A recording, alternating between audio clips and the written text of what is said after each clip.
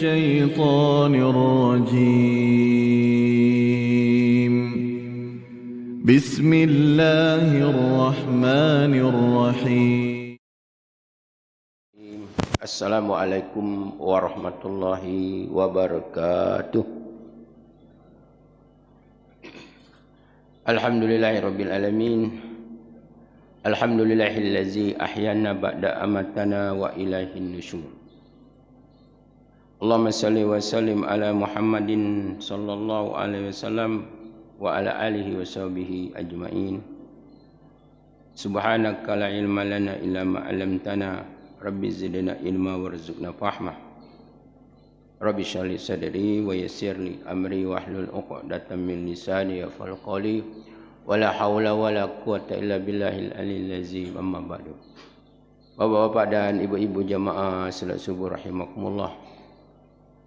Di pagi hari yang sejuk ini marilah kita sentiasa memanjatkan rasa syukur kita kepada Allah Subhanahu wa taala yang telah menghidupkan kita kembali masih dalam keadaan iman dan Islam, masih dalam keadaan sehat walafiat lahir dan batin. Bagi yang sakit semoga cepat disembuhkan Allah Subhanahu wa taala. Amin ya rabbal alamin. Selawat serta salam mudah-mudahan Allah selalu mencurahkannya kepada Rasul pilihan kekasih kita Nabi kita Muhammadin sallallahu alaihi wasallam, dan juga kepada keluarga dan sahabatnya yang agung dan mulia, dan juga kepada para pengikut-pengikut Nabi Muhammad SAW. InsyaAllah termasuk kita semua sampai hari kiamat. Amin ya rabbal alamin.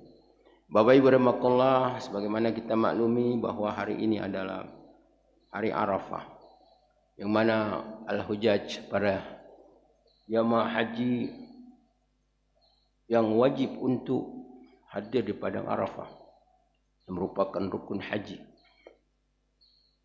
yang mana di dalam hadis Rasulullah dikatakan al-hajjul Arafah. Artinya orang-orang yang melakukan ibadah haji, kalau dia tidak ikut di padang Arafah, maka hajinya tidak sah. Oleh kerana itu marilah kita berdoa kepada Allah SWT, mudah-mudahan Allah SWT memberikan segala kemudahan kepada jemaah haji dan mendapatkan haji yang mabrur. Amin ya rabbal alamin. Bapak Ibu rahimakumullah, ada beberapa amalan-amalan, pertama sekali baik yang sedang wukuf di padang Arafah maupun kita yang tidak wukuf di padang Arafah, yang paling cocok yang kita lakukan pada hari ini, yaitu kita banyak bertobat kepada Allah Subhanahu wa taala, beristighfar dan mohon keampunan Allah Subhanahu wa taala. Karena pada hari ini adalah Allah Subhanahu wa taala memberikan keampunan dosa-dosa kepada hamba-hambanya siapa yang meminta ampun, menerima tobat siapa yang ingin bertobat kepada Allah Subhanahu wa taala. Dan di dalam hadis Rasulullah SAW juga diterangkan bahawa pada hari Arafah ini adalah hari yang mana Allah Subhanahu wa taala paling banyak membebaskan orang-orang dari ahli neraka, yang mestinya mereka itu menjadi penghuni neraka, kemudian Allah Subhanahu wa taala bebaskan. Maka oleh kerana itu mari kita berdoa kepada Allah, mudah-mudahan kita dan terutama sekali orang tua kita, keluarga kita dan kaum muslimin dan muslimat mendapatkan pembebasan dari api neraka. Amin ya rabbal alamin. Bapak Ibu rahimakumullah, baik jemaah haji maupun orang-orang yang tidak melakukan ibadah haji pada hari ini adalah hari Arafah, yang mana untuk banyak tafakkur, merenung tentang hari Arafah itu adalah merupakan suatu gambaran tentang, yaitu Yaumul Mahsyar. Yaumul Mahsyar ini adalah hari yang sangat mengerikan, menakutkan. Katakan di dalam Al-Quran, Yaumun Azim, hari yang sangat dahsyat. Al-Quran berbicara Yaumul Azim, yaumu yakunun nasu li rabbil alamin. Hari yang mana manusia berdiri di hadapan Allah Subhanahu wa taala. Manusia itu dikumpulkan semua, bukan manusia saja, para jin, setan, iblis, makhluk hewan, dikumpulkan semua. Para malaikat, orang-orang beriman yang tidak beriman, yang taat apun yang ahli maksiat, semua dikumpulkan di padang mahsyar. Tidak satu pun makhluk Allah yang kececeran padang mahsyar. Maka pada waktu itu manusia dikumpulkan Allah Subhanahu wa taala untuk menuju padang mahsyar. Bagaimana mereka berjalan menurut amal mereka masing-masing. Sehingga kita untuk membayangkan kira-kira kita berjalan nanti bagaimana? Sebab manusia ada yang diseret, ada yang berjalan dengan kepalanya. Ada manusia berjalan kaki, ada berjalan dengan kendaraan. Ketika menuju di padang mahsyar. Menurut amal mereka, perbuatan mereka masing-masing ketika mereka hidup di dunia. Bapak Ibu rahimakumullah, kemudian di padang mahsyar itu, yang kalau kita gambarkan di padang Arafah, yang kita melihat sayup mata memandang, semuanya adalah manusia di atas gunung, di atas bukan gunung ya, bukit-bukit. Kita melihat semua manusia. Disitulah kita bisa bagi yang sedang wukuf di padang Arafah. Yang mana manusia di padang Arafah yang tidak ada suatu pertolongan pada waktu itu, kecuali adalah orang-orang yang dijelaskan oleh Rasulullah SAW siapa saja yang dapat selamat di padang Arafah. Sehingga kata Rasulullah SAW, orang-orang yang selamat di padang Arafah adalah orang-orang yang beriman. Dan orang-orang yang mengerjakan amal-amal. Dengan amal itu Allah Subhanahu wa taala memberikan rahmat, memberikan keampunan, memberikan maaf. Allah memberikan redha, memberikan perlindungan, memberikan naungan yang tidak ada naungan kecuali naungan Allah Subhanahu wa taala. Karena manusia berada di bawah teriknya matahari yang membakar. Panas yang membakar. Karena 1 mil matahari jarak dari kepala manusia tidak bisa dibayangkan. Kita kalau berada di suasana 50 derajat 60 derajat itu wah sudah tidak pacak tidur. Tidak bisa tidur. Sebab kalau siang itu panasnya dari atas. Kalau malam panasnya dari bawah. Jadi bumi ini kalau sudah panas dia menguap malam hari. Menguap pucuk. Maka kalau orang berada seperti di Arab Saudi ya. Di Arab Saudi itu kalau musim panas itu subuhnya itu jam 4, jam 3:30 itu sudah subuh. Jadi orang itu kalau jam 1, jam 12, jam 1 tidak pacak tidur. Walaupun pakai AC. Saking kepanas. Tidak ngemat AC dah. Nanti baru lap tidur sebentar sudah azan. Jadi sulitnya. Kita bisa membayangkan. Kita harus minum itu. Kemana-mana kita bawa air. Sebentar, 5 menit, 10 menit kita harus minum. Mungkin kita minum berapa botol kita minum itu. Airnya perginya kemana kita tidak tahu. Yang penting kalau kita tidak minum sebentar, mulut kita pecah. Pecah mulut ini, berdarah. Kita bisa membayangkan bagaimana pada hari kiamat nanti. Sehingga di dalam hadis Rasulullah SAW, orang-orang yang diselamatkan Allah Subhanahu wa taala pada hari kiamat nanti, yang pertama adalah imam yang adil. Imam yang adil, pemimpin yang adil. Ini akan diselamatkan Allah Subhanahu wa taala.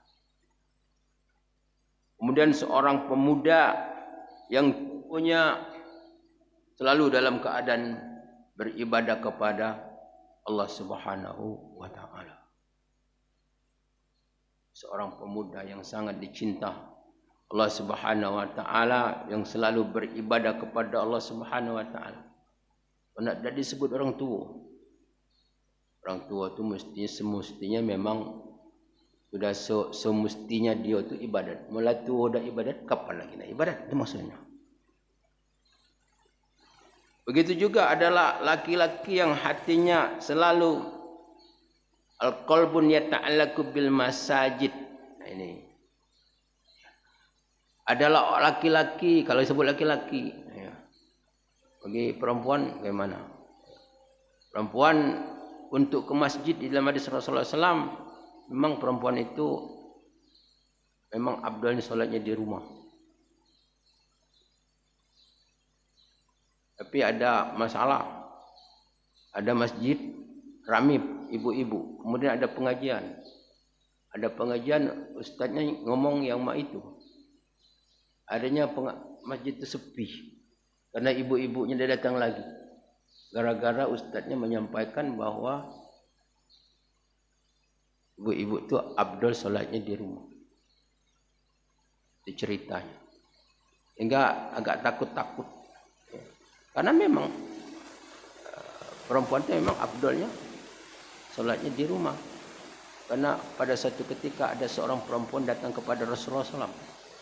Ya Rasulullah, aku sangat senang, bahagia. Karena aku dah bisa untuk solat di masjidnya Rasulullah SAW.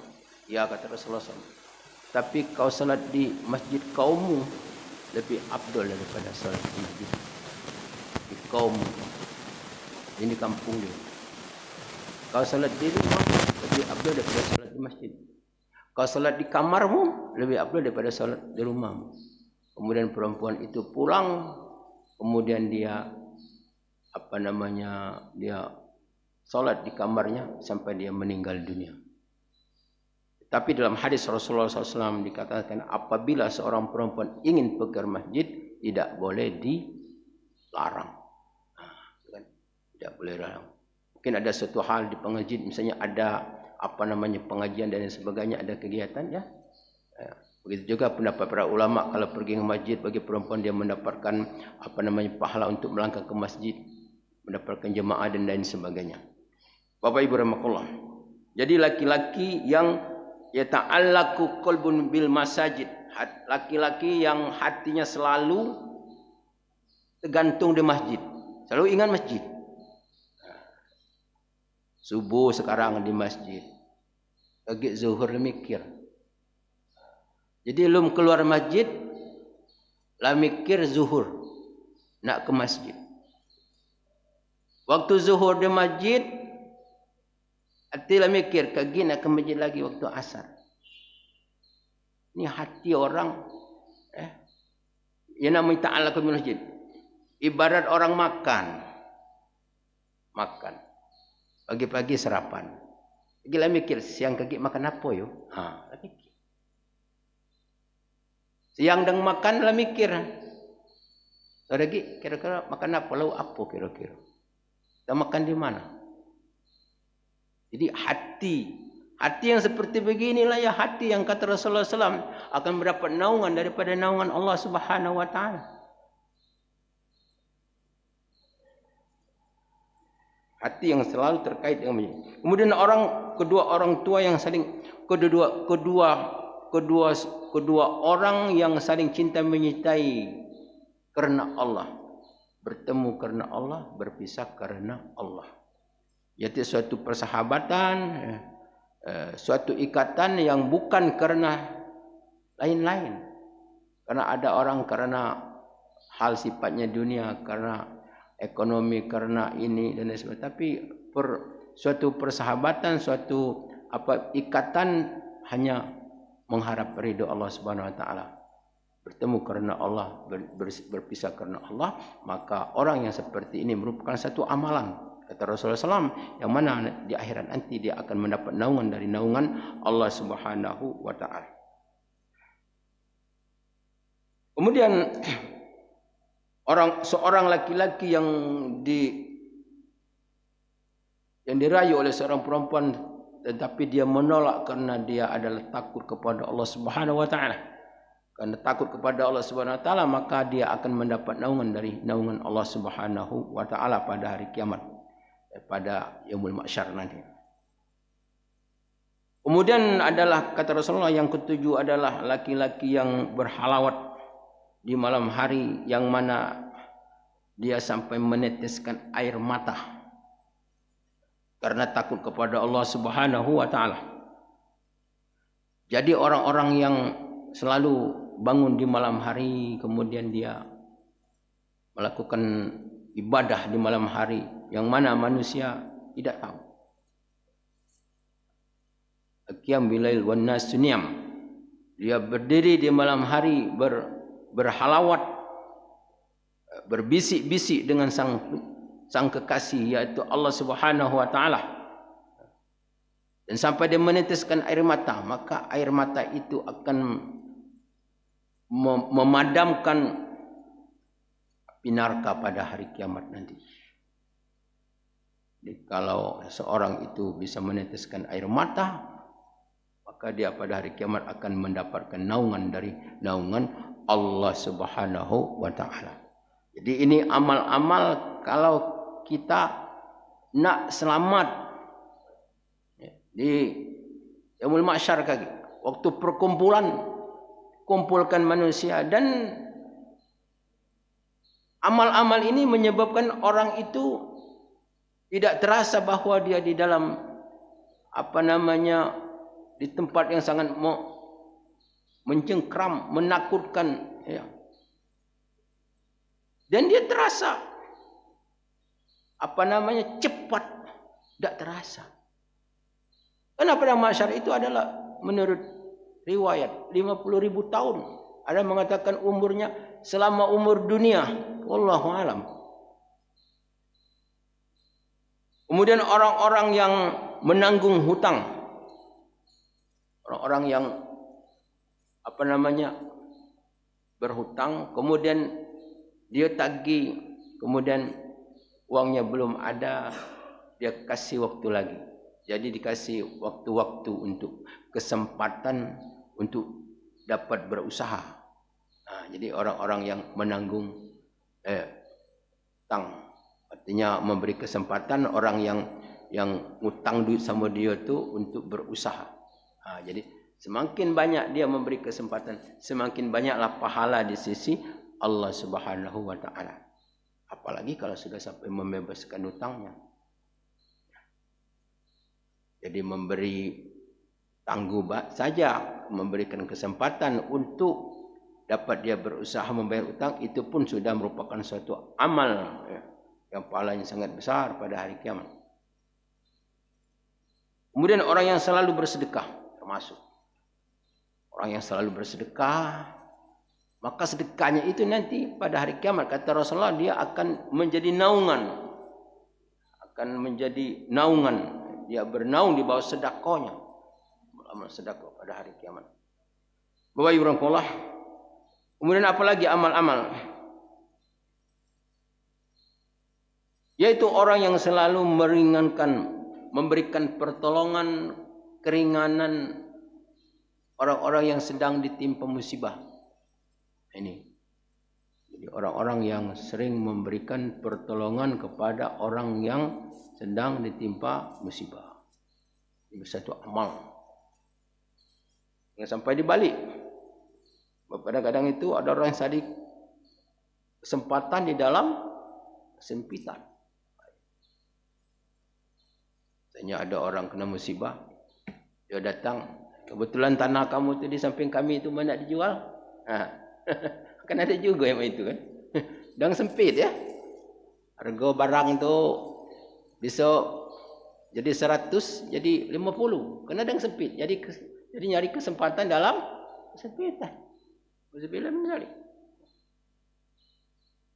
Jadi orang-orang yang memberikan keringanan, pertolongan dengan apapun bentuknya, maka dia akan mendapatkan naungan dari naungan Allah Subhanahu wa taala pada hari kiamat nanti. Kemudian juga orang-orang yang selalu menjalin silaturahim. Silaturahim ini amal bagian daripada amal-amal pilihan, silaturahim. Jadi silaturahim ini artinya apa? Menyambung hubungan yang sudah putus dan memperkuat hubungan yang sudah yang apa namanya, ibarat kayu berserakan, dikumpulkan. Itu menyambung tali yang sudah putus, mengumpulkan sesuatu yang sudah berserakan, dan memperkuat hubungan yang sudah ada. Itu namanya silaturahim. Karena silaturahim ini merupakan rahim. Sila itu hubungan rahim. Dia merupakan makhluk Allah Subhanahu wa taala yang tergantung di arasy. Maka siapa yang menyambungnya, maka Allah menyambungkan kepada yang berbuat itu rahmat Allah Subhanahu wa taala. Siapa yang memutuskan, maka terputuslah dari rahmat Allah Subhanahu wa taala. Makanya orang memutuskan silaturahim itu ibadah tidak terima Tuhan. Ibadah terima Tuhan. Dalam hadis Rasulullah dikatakan, la yahilu lil muslim ayajra akhahu fawqa salasatin ayyam wa yuridu hadza wa yuridu hadza wa khairuhuma allazi yabda'u bis salam. Tidaklah halal bagi seorang muslim itu untuk mendiami saudaranya lebih dari 3 hari. Kalau nak marah, nak apa, boleh. Tapi sampai 3 hari. Lewat 3 hari, tak boleh. Kalau ketemu, yang satu melengos ke kanan, yang satu melengos ke kiri. Tapi yang paling bagus, kata Rasulullah, di antara keduanya yang sedang bermasalah itu, yang pertama kali yang memberi salam. Ketemu, Assalamualaikum. Tak dijawabnya, ada deh. Masih marah, ya kan? Itu. Jadi harus siapa nak selamat iman dan amalnya, cepat-cepatlah dia menjalinkan, menyambung silaturahim, jangan sampai diputuskan. Karena orang yang memutus silaturahim itu, maka dia tidak akan selamat di akhirat nanti. Nauzubillah min zalim. Jadi kita sekarang berada di yang mana zaman keadaan yang memang untuk menyebarkan kebencian, ya. Kebencian di antara sesama ini, saling tuduh menuduh, saling hujat menghujat, saling benci membenci, sehingga ini akhirnya apa lagi akan terjadi? Memutuskan silaturahim. Nah, ini adalah memang gawe setan iblis sekarang, baik setan iblis dari manusia ataupun dari jin, dari jin itu yang kita lihat sekarang. Berlindung kita daripada perbuatan-perbuatan yang demikian. Kemudian orang-orang yang tidak mengurangi hak dan kewajibannya, orang yang selalu berusaha, ya, tidak mengurangi hak dan kewajiban. Baik hak itu hak Allah Subhanahu wa taala kepada hambanya, ataupun hak sebagai hamba Allah, hak keluarga, hak istri, hak anak, hak saudara, hak tetangga, ada hak semua. Hakul muslim alal muslim, hak sesama muslim misalnya. Jadi kita berusaha untuk menyempurnakan hak-hak tersebut. Apalagi hak dan kewajiban kepada keluarga yang menjadi tanggungjawab kita. Hingga di dalam hadis Rasulullah SAW katakan, cukuplah seorang laki-laki itu akan dimasukkan oleh ke dalam neraka dengan dia melalaikan kewajibannya kepada keluarganya. Masya Allah. Pada keluarganya. Istri umpamanya suruh gawe, dia ongkang-ongkang di rumah, sakit ndak, ya kan? Jadi suruh cari duit. Nah, ini kan namanya termasuk zalim, ya. Mesti dia laki-laki untuk nafkah. Jadi itu mengurangi haknya, hak kewajiban yang harus dia lakukan pada orang yang dalam tanggungannya. Nah ini, jadi orang yang selalu berusaha untuk memenuhi tanggung jawabnya, maka dia merupakan amal soleh. Pada hari kiamat nanti dia akan mendapat naungan dari naungan Allah Subhanahu wa taala. Kemudian juga adalah penghafal Al-Quran. Orang-orang yang menghafal Al-Quran, ya, dia adalah mengamalkan isi Al-Quran, menghafal Al-Quran, mendapat naungan. Kalau kita punya anak kita hafal Al-Quran, dia mendapat naungan. Kemudian dia pun juga akan mencari orang tuanya. Karena anak-anak itu nanti pada hari kiamat dia tidak akan masuk surga kalau belum orang tuanya masuk surga. Tapi orang tuanya yang beriman. Maka hendaklah kita, anak kita, cucu kita ini supaya menjadi anak-anak penghafal Al-Quran. Hafal Al-Quran. Karena salah satu amal yang istimewa pada hari kiamat adalah penghafal Al-Quran. Atau kita adalah untuk mempunyai saham-saham untuk di dalam kegiatan-kegiatan menghafal Al-Quran. Dan kita insyaAllah akan termasuk daripada orang-orang yang mendapat naungan pada hari kiamat. Kemudian yang terakhir kata Rasulullah SAW adalah para muazzin. Muazzin itu tukang azan. Para muazzin tukang azan. Di dalam satu riwayat dikatakan bahwa kata Umar bin Khattab, kalau saya bukan jadi khalifah, menjadi raja pada waktu saya akan menjadi muazzin. Aku nak jadi tukang azan.